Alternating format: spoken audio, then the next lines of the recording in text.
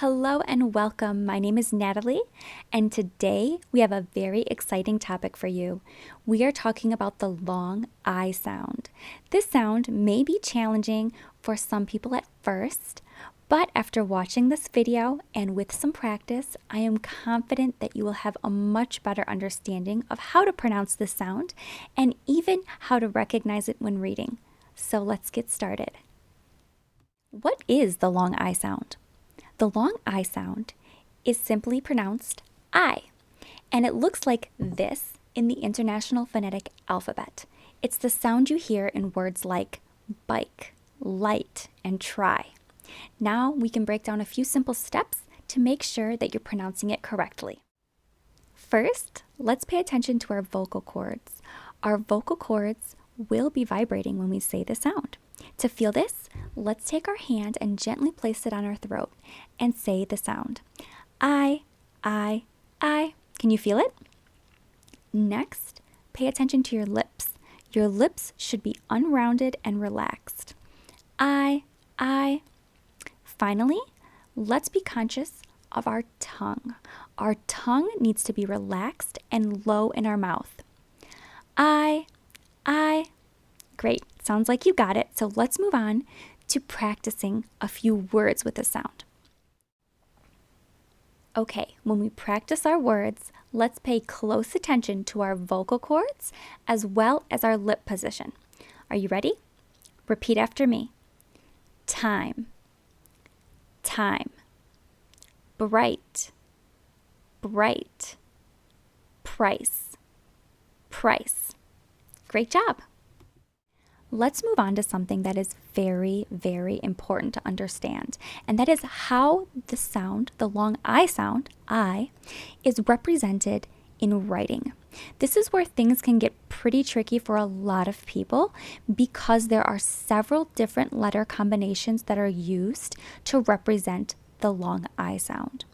But don't worry, because I'm going to show you the most common ways right now. One common way that the long I sound, I, is represented in writing is with the letter I, followed by a consonant, followed by the letter E. For example, you'll see this pattern in words like kite, or bike, or rice. Next, you could simply see this sound represented by the letter I. For example, words like iPhone, lion, or bicycle all have the long I sound I represented by the letter I. Another way the long I sound can be represented in writing is by the letter I immediately followed by the letter E. You'll see this pattern in words like pie, tie, and lie. Another way the long I sound is represented in writing is by the string of letters IGH. Now, this is probably the least intuitive way that you'll see the sound represented.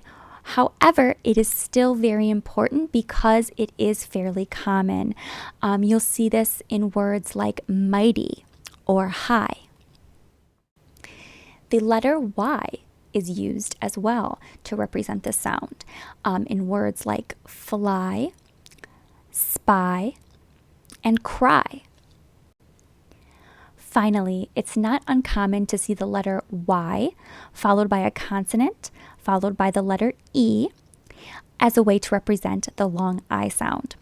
For example, words like style and type fall into this category.